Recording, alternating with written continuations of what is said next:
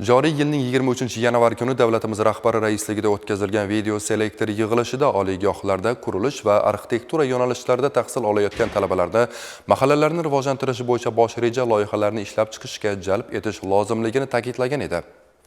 Viloyatimizda ushbu maqsadda samarali tizim yaratilib, talabalar professor va o'qituvchilar yordamida mahalla bosh rejasini tayyorlashga jalb etilmoqda. Hozirgi lavhamiz shu haqda. Tahlillarga ko'ra, mamlakatimizda 18 ta oliygohda arxitektura yo'nalishida yiliga 7000 ga yaqin mutaxassis tayyorlanmoqda. Endilikda talabalar mutaxassislarga biriktirilib, og'ir mahallalarning bosh rejasini ishlab chiqishda ishtirok etishmoqda. Bu yoshlar uchun ham kasbiy amaliyot, ham tajriba maktabi bo'lyapti. Qolaversa, mahallalarga yangicha qiyofa olib kiradigan eng zo'r loyihalarni ishlab chiqqan talabalar jamoasiga 100 million so'm mukofot ham e'lon qilingan. Viloyatimizda ham bu borada tizimli ishlar yo'lga qo'yildi. Jumladan, Abu Rayhon Biruniy nomidagi Urganch davlat universiteti Texnika fakulteti arxitektura, geodeziya, kartografiya va kadastr, elektrotexnika va energetika, qurilish kafedralari professor o'qituvchilar va talabalar Urganch shahrining Yangiobod mahallasi bosh rejasini yaratish bo'yicha amaliy ishlarni olib borishmoqda. Bizning mahallamizda 1077 xonadon, 3300 aholidan iborat. Bizning mahallamizda bitta maktab, 3 ta xususiy bog'cha tashkil topgan. Bizning mahallamizni draveri savdo-sotiq xizmat ko'rsatish hisoblanadi. Mahallamiz hududi 52 gektardan iborat. Hurmatli prezidentimiz har bir mahallani bosh rejasi bo'lishi kerak degan edi. Prezidentimizning bu tashabbusi mahallamizda ijobiy natija beryapti. Universitet talabalari bizning mahallamizga yordamga kelib, mahallamizning rivojlantirish uchun o'z hissalarini qo'shmoqdalar. Bunda ular tomonidan ishlab chiqilayotgan rejalar bizga yaxshi yordam bermoqda. Kelgusida bu reja asosida mahallamiz juda ham rivojlanadi. Mahallada hudud infratuzilmasini yaxshilash, aholi turmush madaniyatini yuksaltirish maqsadida fuqarolar bandligini ta'minlash va tadbirkorlikni rivojlantirish orqali daromadini oshirish bo'yicha qator loyihalar, taklif va tavsiyalar ishlab chiqilmoqda. 2026-yilda hududlarni yangicha yondashuvlar asosida rivojlantirish orqali aholi daromadlarini oshirish, barqaror ishchi o'rinlarini yaratish hamda kambag'allikni qisqartirishga qaratilgan O'zbekiston Respublikasi Prezidentining qarori qabul qilingan. Ushbu qarorning 14-bu bandida Oliy ta'lim, innovatsiya vazirligi hamda qurilish va uy-joy kommunal xo'jaligi vazirliklari bilan birgalikda bitkazuvchi talabalarni mahalla master rejalariga jalb qilish va ular o'rtasida tanlov e'lon qilish bo'yicha o'sha tanlov g'oliblarini 100 million so'm miqdorida rag'batlantirish ham ko'rsatib o'tilgan. Bu bo'yicha Xorazm viloyatida 115 ta mahalla aniqlangan.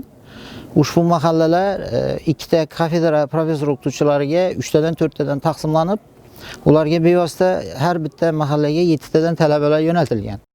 Yangiobod mahallasida ishlab chiqilayotgan bosh rejaga asosan birinchi loyiha doirasida jami 2,5 milliard so'm evaziga mahalla hududidan o'tgan zaxkashning 800 metr qismini yopiq drenaj tizimiga o'tkazish va bu maydonda 1 milliard 750 million so'm evaziga 40 ta yangi tadbirkorlik subyektlari tashkil etish ko'zda tutilgan. Shuning hisobiga 80 ta yangi ish o'rni yaratiladi hamda byudjetga har yili 700 million so'm qo'shimcha mablag' undirish imkoni yaratiladi. Yana bir loyiha bo'yicha 500 million so'mga zaxkashning 200 metr qismini ko'mib, piyodalar yo'lakchasi va 20 ta tungi yoritgich o'rnatish rejalashtirilgan. Buning natijasida yana qo'shimcha 15 ta yangi tadbirkorlik subyekti tashkil qilinadi va 30 ta yangi ish o'rni yaratiladi. Bu orqali byudjetga 300 million so'm qo'shimcha mablag' undiriladi. Bundan tashqari tashabbusli byudjet loyihasi asosida 1 milliard 600 million so'mga 2 kilometr piyodalar yo'lakchasi va 90 ta tungi yoritish chiroqlar o'rnatish rejalashtirilmoqda.